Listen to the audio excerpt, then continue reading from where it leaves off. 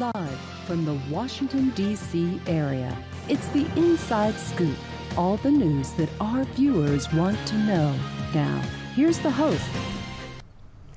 Good evening. Welcome to Inside Scoop. I'm your host, Lindsey Davis Stover, and we have an important show this evening. We are going to be talking about quality, affordable, and safe childcare for our children here in Virginia. And we are fortunate to have joining us this evening Mary Braxton with the Childcare Network, along with Mary Beth Testa from Voices for Virginia Children. Thank you so much for joining us this evening. Thank you for having us. Absolutely. And I know Catherine Reed has done several shows on this particular topic in the past and has really worked hard to raise awareness about childcare issues here in Virginia.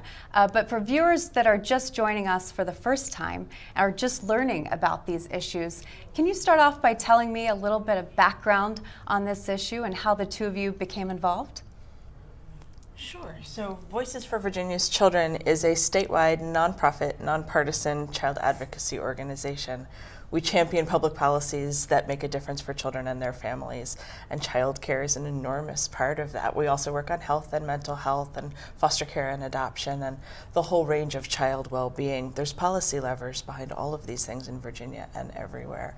I'm on the team in Northern Virginia working to connect the dots between what our localities can do and what our state can do, but mostly my role is making sure that the experiences of families are heard and the experiences of child care providers and preschool teachers are heard, because these are not just data points and pieces of legislation, but actual people that live in our communities. Absolutely. Mary Beth, how did you first get involved in becoming an advocate on these issues? I'm a policy nerd at heart, Yes. but my place in this is that these aren't just pieces of paper, that these are real people. And so I found my place over time as we work with legislators and as we work with agencies, making sure that we're talking about the realities of these things, I think is the most important part. Every decision we make in all of these hearings and all of these meetings and all of these ideas matter to somebody, and that's my place in this. That's how I got involved. Absolutely. And Mary, tell us a little bit about your involvement in the issue. I've been involved in the early childhood field for over 27 years. I started as a nanny, then I did childcare on my own in my home. I started as an unregulated provider, not knowing that what that entailed or what it meant or didn't mean, and then became a county certified provider and then a licensed provider. Recently, just within the last year, I closed my daycare down in order to work for the Childcare Network, which is a local resource referral agency in Fredericksburg, Virginia. And as part of that, I'm also, Childcare Network is the Northern Virginia representative of Childcare Aware of Virginia, and we cover 26 counties and cities in Northern Virginia.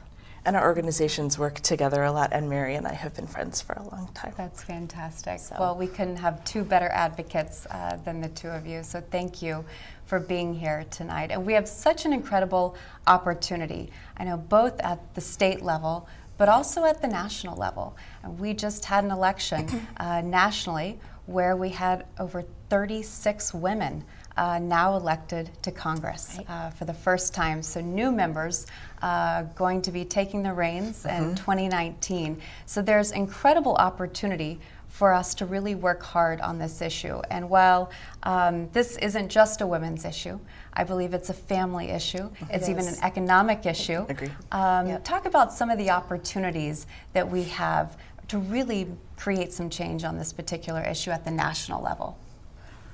Sure. So I think one of the enormous opportunities we have is with many of the fresh new ideas and fresh new members of Congress, many of them parents of young children.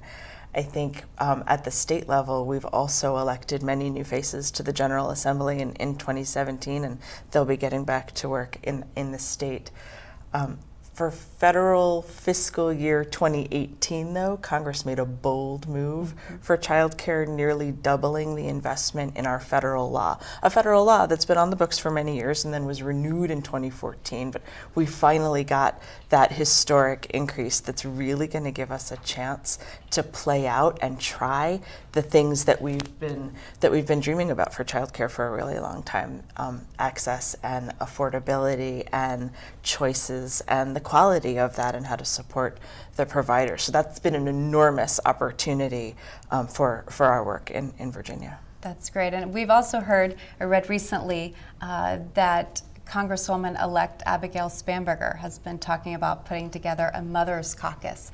And so I think the opportunity is really ripe to work on this issue. And one of the pieces of legislation that we're really excited about is from our very own Bobby Scott, Congressman Bobby Scott, who has championed legislation with Senator Patty Murray from Washington State. And this legislation is incredible. It's called the Childcare for Working Families Act, and it does three things. It ensures that no low or middle income family will be able to spend more than 7% of their income on childcare. It also guarantees a living wage for early childhood educators. And I know we'll talk a little bit more about that because unfortunately 3/4 of childcare workers are not earning a living wage at this point. And the third thing it does is it makes critical investments in childcare programs in our community. So Mary Beth, can you talk a little bit about what that means for us at a national level and how that will really affect us here locally as well? So in short, the Childcare for Working Families Act would mean everything. It would be amazing if we could really move that forward and make those ideas a reality, make sure that families have what they need to be able to afford childcare and get that economic security to support their own families. But it doesn't just focus on the family, the consumer. It also puts that childcare provider at the center of this. And that's also a big change, recognizing that the role she plays, we can't do this without them. And so let's put them in the center and really ask them what they need and then invest in that opportunity. And then there's the bigger picture of what we're doing for quality and how to make sure that all of you can't just separate these things anymore. I think maybe some people would like it to be easier, right? And it's simply but it is not. They're interconnected, and you can't leave childcare out of any picture, because in order for the economic system to work, we need a childcare system to work. And so the Childcare for Working Families Act says, you know what, yes, all of it. Let's do these things. And so the federal investment in the Childcare and Development Block Grant is a first step toward that. We're able to take some steps forward, but we will still keep watching for the Childcare for Working Families Act in the next session. That's incredible. I just recently read that 3 out of 4 voters want government involved in setting the standards for childcare in this country. And so, Mary, can you talk a little bit about what this legislation at the national level would do for providers, but also for families who have that assurance that there are certain regulations that are being met? It could do several things. First of all, Virginia right now has a chance with this legislation and with everything lining up the way it is, General Assembly, we have the chance really to be a proactive state rather than a state. We've kind of had a reputation of we don't make changes until things happen. Right. And very often it's unfortunate things. It's children dying in childcare settings. And then something is put into place. We have a chance to really be a state that is at the forefront nationally of making progressive changes. Meaningful change. Absolutely. And it's about the children, and it's about the parents being able to work, and it's about the children being in safe settings, and it's about those children being in settings that prepare them then to go into school. And if they're prepared for school and they're better prepared socially and emotionally, they're going to be more successful in school, which leads to them completing school which leads to them being able to be in the workforce, which leads to the basic go around of the economy. So there's no way you could say that childcare doesn't matter or remove it. Right. And the other piece is that those taking care of these children, they serve a huge role and a very, very critical, important role. Absolutely. And we've all read how important child development is from birth to 5 years old. Right. And can you talk a little bit about the importance of setting a good foundation for our children and what that will lead to and for them in the future? Well, the brain development, I mean, studies have shown, and we hear it time and time again, that brain development largely takes place between birth to 5. Those basic social and emotional skills take place during those years. Those first attachments, those first relationships, all of those things take place during those first 5 years. And those things don't just happen either, right? To grab right. onto your idea of Exactly. of the relationships, that's where the adult in that child's life plays that most crucial role. And so we have opportunities in Virginia to make sure that we're supporting parents in their role as a child's first teacher and as a buffer for healthy development, to make sure that their own children can thrive. And some families need support in order to do that. I think that when a child then is in a program, whether it's Virginia Preschool Initiative or a family child care home or any other setting that a family would choose, then that adult plays that crucial role during the time that that child is there. We know too much to say that, oh, just anybody can do that. Right. This is real. This is real work that needs real compensation, but it's real work that needs real support. Those interactions are what get us to the outcomes that Exactly. Mary was talking about. Again, those things don't just happen. They don't just, But right. we have to help them to thrive and not be in the way of those possibilities. Right. And that also includes, doing something with the profession and those working in the profession, recognize it is a profession. I did it for 27 years. That is a profession. And looking at the professional development of them, looking at the training that they should have, making sure that they truly are supported to do what it is that they're doing that best serves the children, the families, and also themselves, them as professionals in the field. And it's a national investment, and it's a state investment in our children. I can't think of a better investment to make than in our children.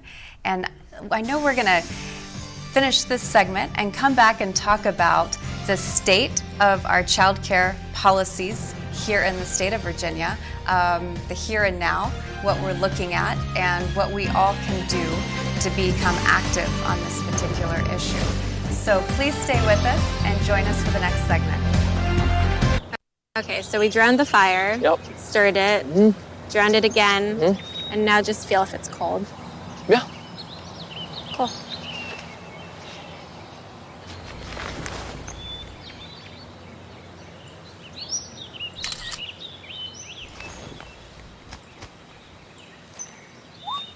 Smokey just gave me a bear hug. I know. I already posted it.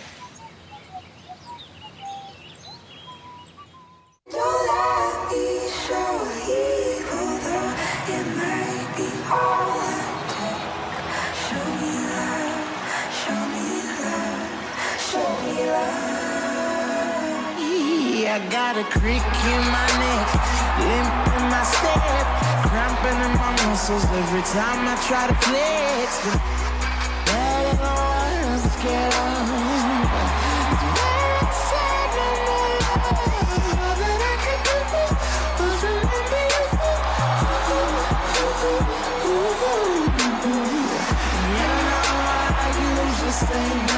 but if you throw me love, I'll throw you some more.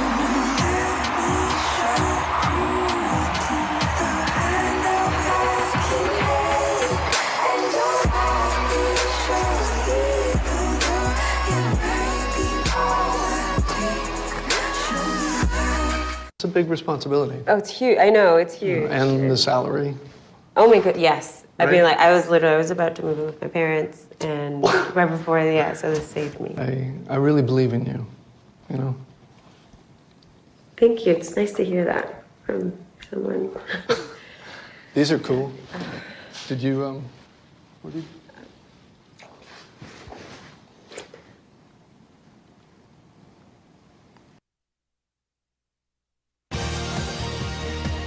We're back to the Inside Scoop.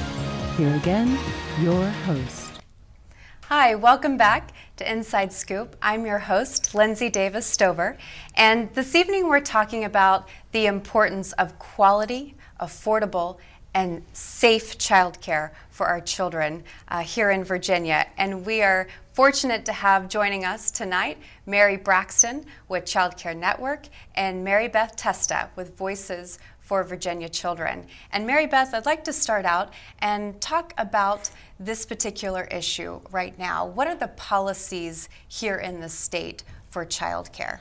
So here in Virginia, we have a lot of puzzle pieces built over the years, and sometimes it feels like they're all from different puzzles, but Sure. that we're all doing our best in childcare centers and in family childcare homes and in our childcare resource and referral agencies, trying to put together the ideas that we know are the right things. We have a new opportunity in the Northam administration with the naming of a chief school readiness officer at the administrative level to really take the lead on acknowledging that there are young children in Virginia in all kinds of settings, and the name of the setting and the funding stream shouldn't be what's holding us back and shouldn't be what's holding that child back. All of this that we know about child development, all that we know about the interactions between adults and young children, the name of the setting shouldn't be what's in our way anymore. So we have an incredibly cool opportunity actually to bring together ideas and make things make really good sense for Virginia and then really launch forward. This administration has some pretty big ideas. And this is a new position at the state level? Brand new position, right. Brand new Fantastic. position created by the Northam administration. And so for us as advocates, we want to, as we get ready for the General Assembly session every year, one of the things that Voices for Virginia's Children does is facilitates the creation of what we call the Unified Agenda, which is our way of working with organizations like Childcare of Virginia and Childcare Network and others to go to the General Assembly in one voice. We all have different lenses, different reasons, different backgrounds for coming to this work, but the General Assembly session moves really fast, and what is at stake is very, very large. And so when we can go to them as a team, that's where we can get good work done. We've made incremental progress over the years, and sometimes that feels really slow when the urgency is really high.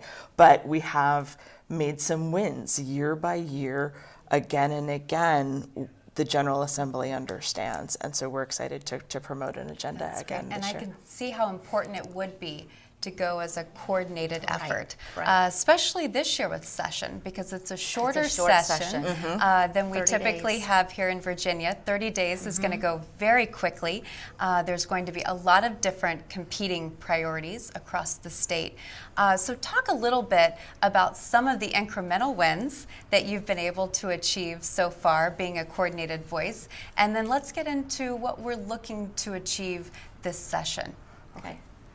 I think a large incremental win is the looking at childcare settings overall as to whether or not they're safe and what that means. Virginia is a state that up until a year ago you could have up to 5 children in your home, that were unrelated, and care for them without being required to have first aid training, CPR training. You weren't required to be licensed. The only areas across the state where that's not the case is Fairfax County, Arlington County, and the city of Alexandria. So every other county and city here in Virginia does not have those types of regulations. Exactly. And we've worked extremely hard, very hard. We got the threshold. It's known as a threshold, that's the number that they refer to. So the number of children in a facility. In the facility. And we had it lowered from 5 down to 4. So that is progress. That is progress. However, the national average is 3. So is it enough progress? Right. And We've what is also- the goal? Sorry. If we got it down to 4 this last year, what is the ultimate goal? The to get ultimate it down goal to? would be to get it to 1. To 1. And I think the ultimate goal is, again, to acknowledge where children are and make sure that the services they need and the services their caregiver can provide are all there for them in a way that gives parents peace of mind and gets to Right. healthy child development. That's interesting. I read a piece previously, and it talked about how, you have to have a license to be able to cut someone's hair. Right. You have to have a license even to get your nails done or to groom your pets. But in many parts of this state, that same level of licenseship isn't necessarily made available to childcare providers. While at the same time in Virginia, we have had wins around the Virginia Preschool Initiative and the role that those teachers play. It's time to connect all of this together. Our General Assembly has looked very deeply at the early childhood workforce in that context and made investments to try to move the Virginia Preschool Initiative opportunity forward, even going so far as to say, let's invest in mixed delivery and let's let our local communities explore what works best for them. But in order for mixed delivery to succeed, we have to have sustained, successful, quality childcare Right. with which to partner. And so there's a growing awareness that these aren't separate things, but It is all interconnected. And the other piece of that, we've made progress. Virginia we didn't used to have fingerprint background checks in place. And it took several years of us working together with the same voice and a federal law. To get put into place. We now have fingerprint background checks. It used to be just a statewide check. So if somebody committed a crime in another state, they could come here and do a statewide check, and they would be completely They would pass. clean and pass, and they could either do childcare in their home or work in a childcare setting. We now have the fingerprint background checks in place. Well, that's fantastic. And we have the threshold lowered to 4. That's fantastic. Yes. But if we're still allowing unregulated childcare and 13 types of childcare exemptions to take place, there are still possibly dangers with people doing childcare and around our children that maybe that isn't the safest place for them to be, and maybe they shouldn't be there. Right. And so when you talk about the threshold, just so we can best explain to the audience, the threshold is for children that aren't your own, right? Right. So you could technically have 4 of your own children and possibly 4 children that are in the facility Right. as well. And every state decides that. Only 10 states require a license for all unrelated children in care. So Virginia chooses how to set this up by way of the federal child care law. Okay, that's so interesting. And tell me a little bit about what is done when a child care provider, Mary, when a child care provider decides to get licensed. What does that entail? The fingerprint, background check. Tell the audience a little bit about what that entails. They do 10 hours online training, which that's another step, progressive step we've made. We didn't That's have great. that in place, 2 years ago, 3 years ago. It's a health and safety, talking about SIDS, child abuse. It's a 10-hour required training. Background checks, fingerprint background checks, first aid, CPR. There is a series, of a bunch of steps that they do have to go through, and there are licensing regulations that they need to understand and show that they understand. Their home is child-proofed according to those regulations. There's ratios that they need to understand that they need to follow. Someone from Department of Social Services comes in and inspects them to even give them that license, and then they come back and visit the home and re-inspect them. They check the child care files. You have to sign the children in and out. You have to practice fire drills, shelter in place drills, all of those things are required, and you're required to keep paperwork on all of those. And that's before we've even had the chance to work with them on things like their interactions and the meaningfulness and quality of those interactions, and what is healthy child development, and how to make sure that they can work with one another, Right. provider to provider, whether you work in a center or work in a family child care home. But we know that some of our localities have recognized that, and so they've taken Right. professional development to And some new and important they're required levels. to have a certain number of training hours per year. Well, you know, now in Virginia, there's ways that they can actually, these professionals and those in the field can go to community college and actually take courses, and it's paid for by Department of Social Services funds through their scholarship program, or Project Pathfinders, it's paid for by their funds. And there are many, many people working in the field that, whether they're family child care providers, they're in the centers, they are taking advantage of that, and they're going back to school. That's great. And it's gone beyond just taking a couple classes. It's now moving to where they want to get a 1-year certificate, or they want to get their associate's degree. When you have 40-year-old, 50-year-old women with all of these years of experience in caring for the children, but now they want to better themselves and better their program by going back to school to get that degree. That's great. And I think, too, as parents, especially first-time parents, I can remember for us, we waited over a year to get into a child care facility. And we were so thankful to get in, and also juggling just the angst of being a first-time parent. You know, I'm sure that parents don't walk in and the first question, well, it should be the first question we all ask, are you licensed? It's probably not at the top of mind for many parents. Right. And so, you know, having these types of state laws in place are incredibly important. I think for so many of our families too, there's a bit of a desperation, right? Sure. Right. The consequences of losing their job because they don't have child care are too dire to face, and so I think that's a big part of why that's not the first question. The first question is, can I afford this? Can I afford it? And can I get here, and do you have room for my child? Right. Because I cannot support my family without this. Absolutely. And we touched on, Mary, you touched on an important topic too that I know in the next segment we'll go further into, but the importance of paying child care educators a living wage. They are spending an enormous time with our children. Absolutely. And they should be compensated for that as well. Absolutely. Well, hope you join us for the next segment. We are talking about the importance of child care issues here in Virginia.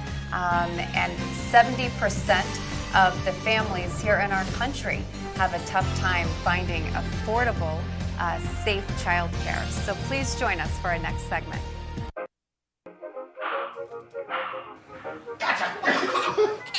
I surrender. All right, pal. Get ready for the day, buddy. Hey, Dad. Hey, Dad.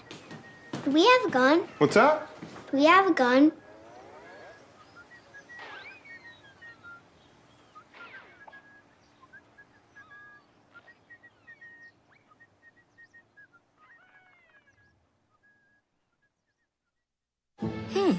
Maybe you can make retirement happen. After all, you made this vacation happen. Double points with every purchase? Cleverly merging promotions. Love it. Cross-referencing travel sites. And booking all your flights with those... Vouchers. I got us bumped. They were like, oh. But now they're like... Aloha.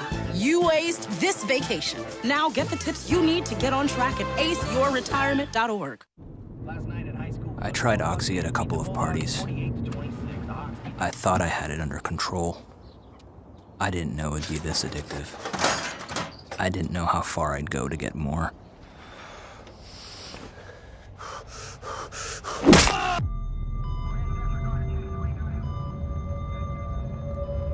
Opioid dependence can happen after just 5 days. Know the truth, spread the truth. What to expect when you're expecting. Like here? A teenager. Today, I'm going to show you how to teen-proof your home. First step, hide the car keys. Preferably somewhere they would never look. Challenges will come up. Be ready for them. Hi, honey. I'm ready for the... Mom, you don't use mannequins in the mannequin challenge. You don't have to know it all to be a perfect parent. Thousands of teens in foster care will love you just the same. We're back to the Inside Scoop. Here again, your host. Welcome back. I'm here with Mary Braxton from the Childcare Network and Mary Beth Testa from Voices for Virginia's Children. And we're talking about the importance of having affordable, quality, and safe childcare for our children here in Virginia. Thank you for being back with us today. We want to talk about one issue in particular that we touched on previously, but didn't go into a lot of detail.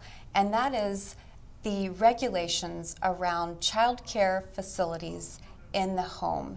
Mary, can you talk to us a little bit about this issue, the history of this issue, and what we're looking to do in this next General Assembly? Yes. So there have been actually 2 other shows done on Inside Scoop that Catherine Reed has done previously regarding child care, and there was a lot of discussion around licensed family child care, unregulated child care.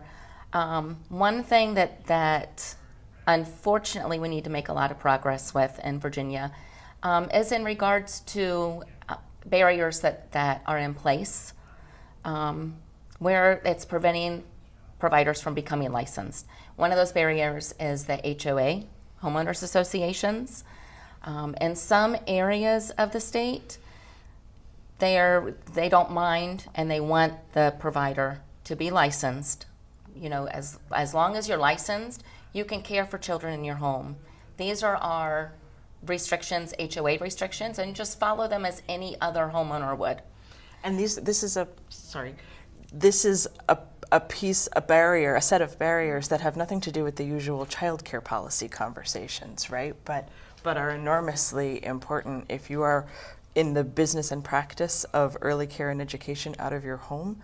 You need a home, and you need to be allowed to do this business and practice. Right. And it does feed in, unfortunately, to unregulated childcare, which then ties into our conversations that we've been having of safe childcare. Safety, right. And safety. So some homeowners associations completely support it, and some will not allow the providers to operate, or in some cases have gone and closed a provider down after many years of operating in that home, in that same neighborhood. An example, so a couple years ago, there was a provider who operated in Prince William County, and she was in business for 25 years, operating her licensed daycare program. Probably, I go into many childcare settings. It was a very, very well run. She had a very well-known reputation with licensing, with with the parents, with the community. And after 25 years, there was a change in the homeowners association president, and the new president decided to close her down. Wow. And she battled it. She went through thousands of dollars. She went through 3 different lawyers, and in the end, she closed down her business of 25 years. Wow. And we actually have a caller who has a question. Susan from McLean wants to know, what are some of the barriers that homeowner associations have to having child care facilities in their neighborhood? Why would they oppose such a facility? The language and the bylaws, that's a really good question. And a lot of it comes down to a lack of knowledge and understanding. Part of it is the bylaws just state, and I'm not going to say clearly because it's a blanket statement, no goods or services in exchange for money. They don't want the traffic coming in and out of the neighborhood, or they see it as a risk, a liability risk of the provider using their facilities. Meanwhile, parents choose childcare, right, as we've discussed, for price and location, but also for culture and language and availability at the hours that we need them, and if transportation's going to be a barrier, childcare right in our neighborhoods plays a valuable role for Virginians. Well, and with a lot of the work you look honestly across Virginia, not everybody works an 8 to 4 job, right? Or 9 to 5 job, and the hours that a family child care provider can provide is very important to our economy. Sure. Can you talk a little bit more about the flexibility that an in-home provider has, and what type of flexibility that has for the parents? Well, it's typically going to be your family child care provider that's going to be open on weekends. It's for the retail worker or the restaurant worker, or even if you look at doctors, our firemen, our policemen, any of those non-8 to 4, 9 to 5 jobs, they may get off in the evening. They do shift work. They do third shift work. They work on weekends. And family child care providers are more flexible and willing to be open during those times. That's great. And the cost of childcare is something we often hear from families as well as one of the major barriers. Can you talk a little bit about the cost of a in-home care facility, what that is for a family, how it's comparable to outside providers? Basically, the cost of childcare is going to be, in a sense, the cost of childcare. If that makes any sense. A family provider may be more willing or able to charge a little less. You're not going to have the overhead. They don't have the overhead of a center. It's a smaller setting, so you establish relationships with those families. You understand possibly the needs of the families to where you work a little bit more.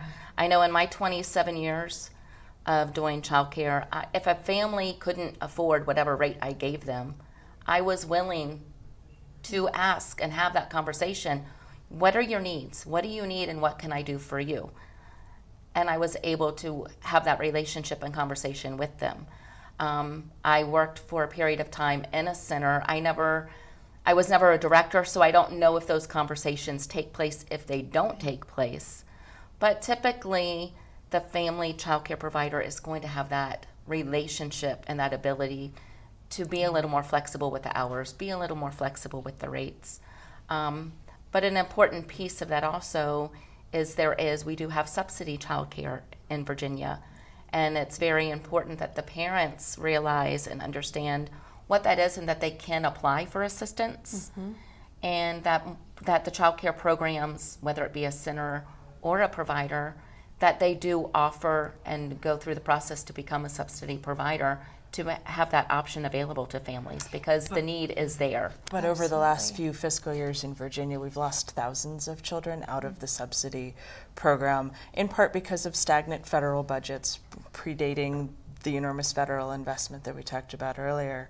But that is supposed to be there for families who are income eligible so that they can go to the provider of their choice. But our numbers are dropping like stones, and we've got to reverse that. But there is another piece in the way of our subsidy eligibility in Virginia. We actually think that is at least partially responsible for our declining access, and that's a more recent requirement for mothers to comply with child support enforcement in the state of Virginia. That was Virginia's choice to implement that, and it is indeed a barrier. What we're hearing anecdotally from many localities in Virginia, they get to that part on the form and say, oh, I can't. And now their child doesn't have access to a quality child care program. The mother doesn't have access to the support of her choice, because we've put in this administrative barrier for her. Barrier. And if a family is looking for help with child care cost, where at the state would a family go to find those subsidies and that care? Department of Social Services, just look Virginia Department of Social Services, subsidy child care or subsidy, and the paperwork and the process is right there for them to go through. And the localities have agencies to try to make this easier for families to be able to walk right up to something local. to get the help and to get the information that you need. That's great. And I think through our discussion, we've established how important it is to have licensings in place. Also, the importance of ensuring that we can provide home care, child care services as well. Can you talk a little bit about what the goals are for this upcoming state legislative session when it comes to child care? Sure. So one goal is to lower the threshold from 4. Just even if it goes to the national average, which is 3, that's still one less. One less. The only localities that have it at 1 in the state of Virginia is Fairfax Office for Children. They have something in place. And you have the County of Arlington and the City of Alexandria. The rest of the state, that threshold needs to be relooked at.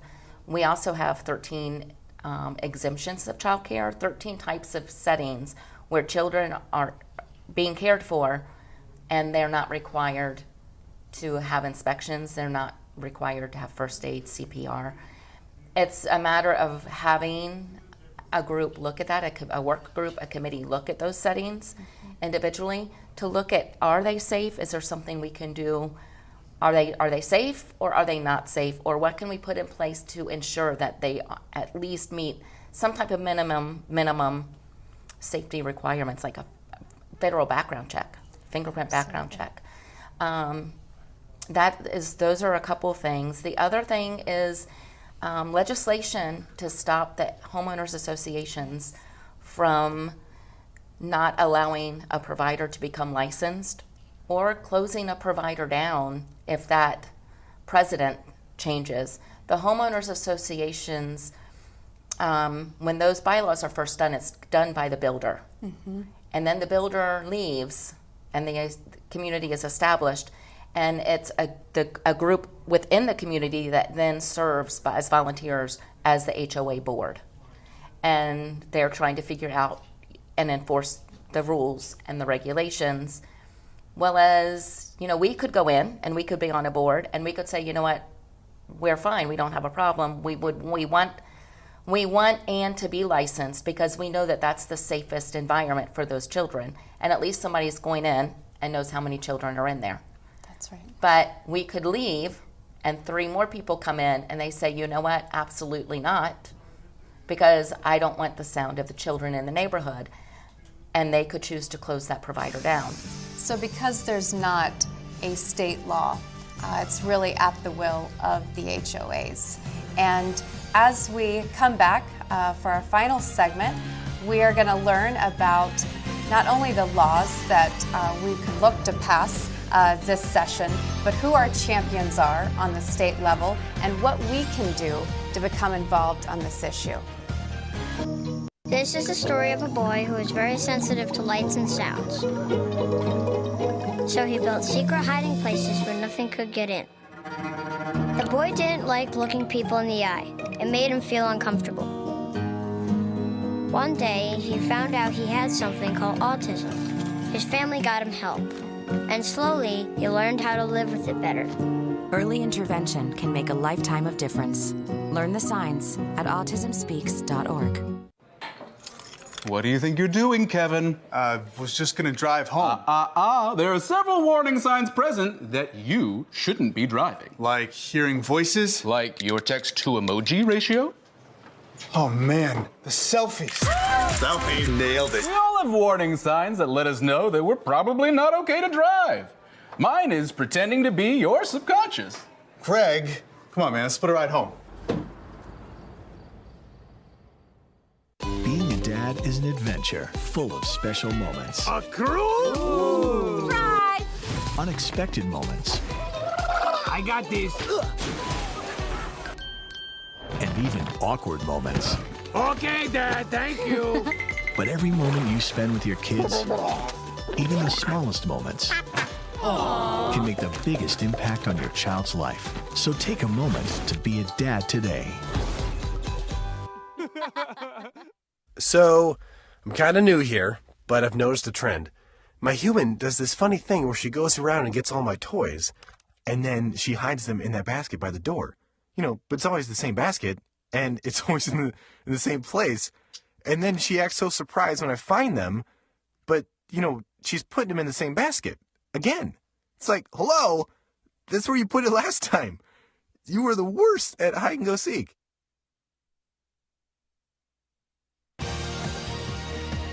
We're back to the Inside Scoop. Here again, your host. Welcome back. I'm your host, Lindsey Davis Stover, and we're talking about the importance of quality, safe, and affordable childcare here in Virginia.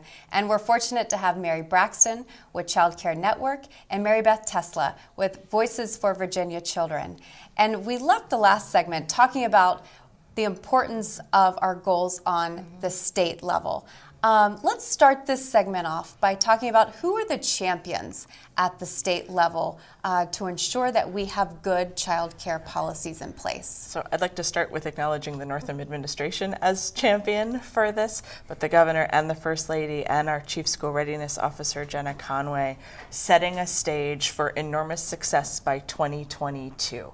Ensuring things like families having affordable access to early care and education from birth to third grade, and ensuring a shared definition of school readiness. Again, let's break down the name of the place where the child is. Let's break down what we call that funding stream. Let's acknowledge that this is where children are. Let's go toward unified quality standards wherever children are. And then let's be more unified and more transparent and more data-driven. We're not guessing at this. We know what to do, and we know how the data bears out. So that's what our champions in the Northam administration have put out there by 2022. The 2019 General Assembly session is right around the corner, and they're only going to meet for 45 days. Days, right? That's a lot to do in a short amount of time, but that work has kicked off already. The governor's budget proposal comes out this week, but we're getting more and more information as we go about some exciting things to look for in that, including a proposal for the Virginia Preschool Initiative. We've had a federal grant called Preschool Development Grant that has enabled us to expand that access and expand the reach of quality for 4-year-olds in Virginia. That federal grant, in the way that looks and feels, is winding down. The governor's office is putting on the table, we've got to keep that moving forward and incentivizing that by helping our local school districts, helping our localities by putting additional dollars in to meet what's ordinarily a local match. That'll get phased out over time, but that's huge. That's huge for our localities to be able to say, oh, we can do this and we must do this. So we're excited to advocate on that piece and continue to advocate for how all of these pieces come together, partnering with childcare, making sure families have choices, and making sure that we're championing the policies that make a difference for child well-being. And just because we've referred to it several times but has gone in depth, can you just briefly explain a little bit about the preschool initiative, what that entails? Sure. So that's Virginia's own. The movement around 4-year-old pre-K has thrived at the state level. So Virginia Preschool Initiative is our version. It's a targeted program for 4-year-olds. And by targeted, we mean there's an income eligibility line. It's not universal or for all children. It's for a certain group of children who are at risk. And the localities have a little bit of discretion to then say, well, this is what at risk also means here in Fairfax, or this is what at risk also means in Alexandria or in any part of the state. So a little bit of discretion there. And then services are available on the school year calendar for families who are eligible if they have a 4-year-old.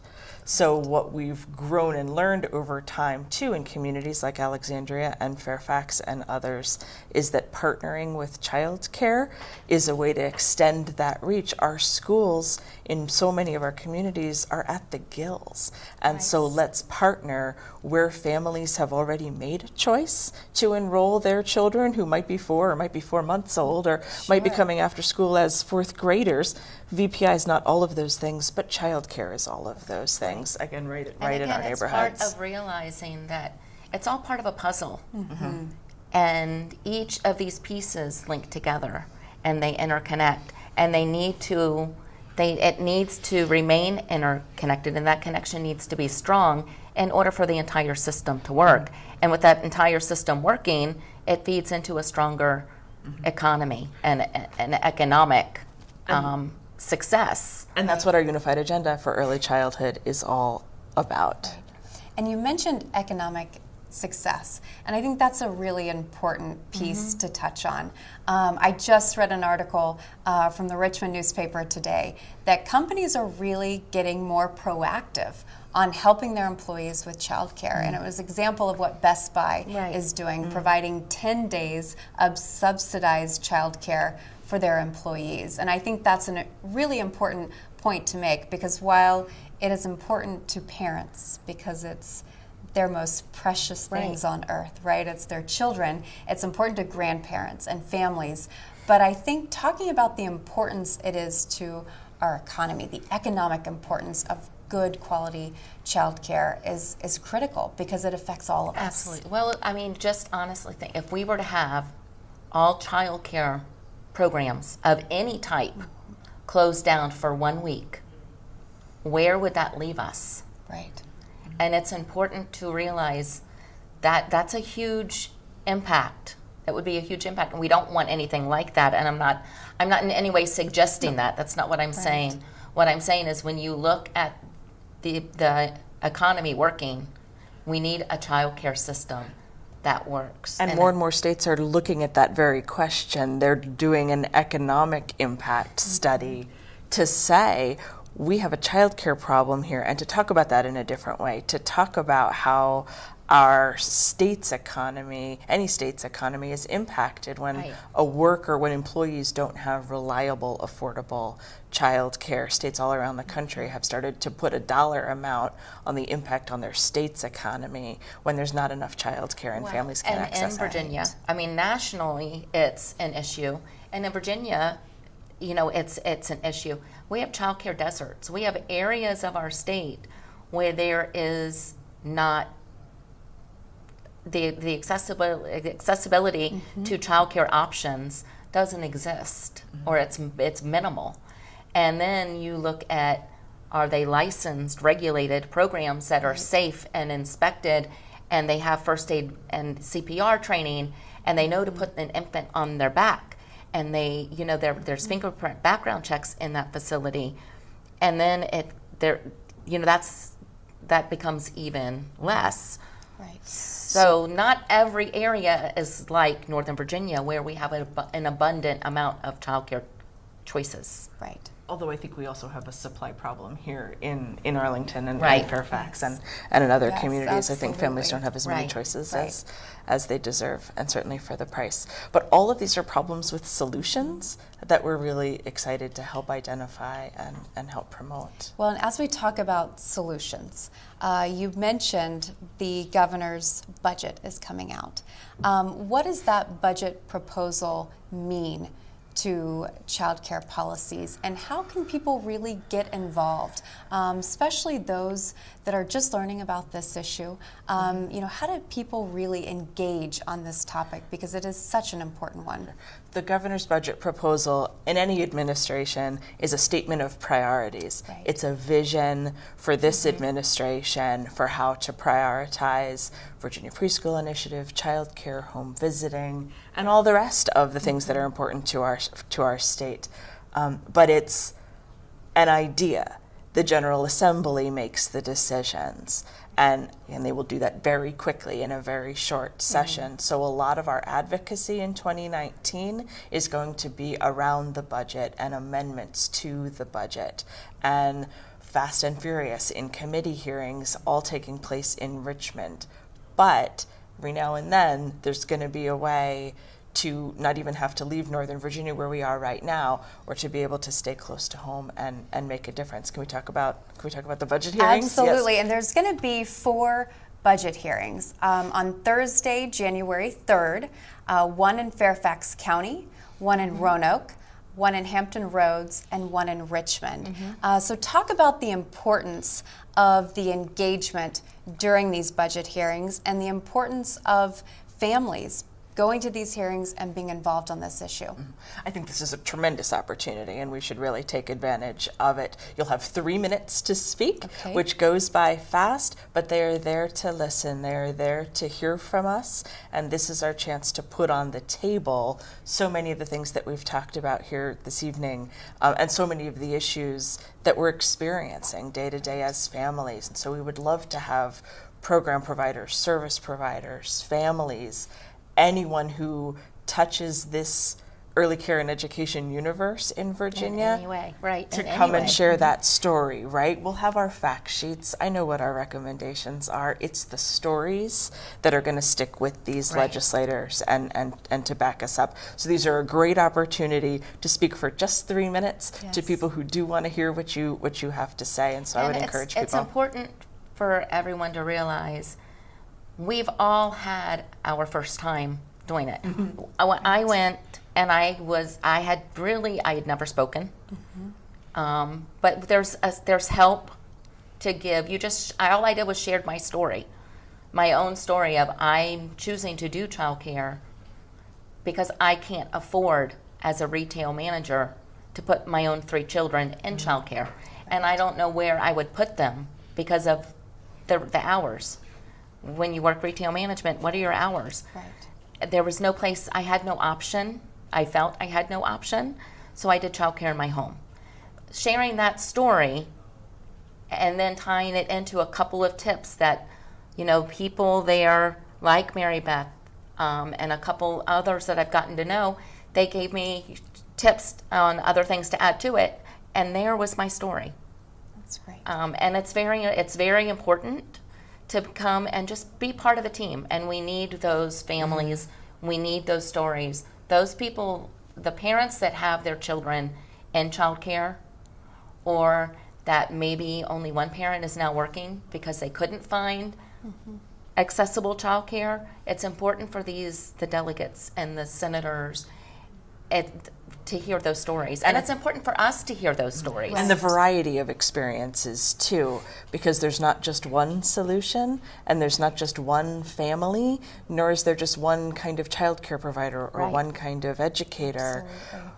We also need to embrace that so many things are going on in the Commonwealth, things that are great and things that are very hard, but things that are so diverse. Let's get all of that out there, and the budget hearing is one way to do that. So if I was a mom who wanted to come and testify, but had never done anything like this before, where would I go to find that information? I'd love for you to go to vakids.org and check out all of the tools and talking points that we have to kickstart your ideas, and then sign up to join us at a budget hearing, and we'll help you through the whole thing. And they can also go to Childcare Aware of Virginia. Fantastic. Well, thank you both for joining us tonight. Thank you for having us. Thank you so much for having highlighting this important topic. Thank you for joining us, and we look forward to seeing you next time.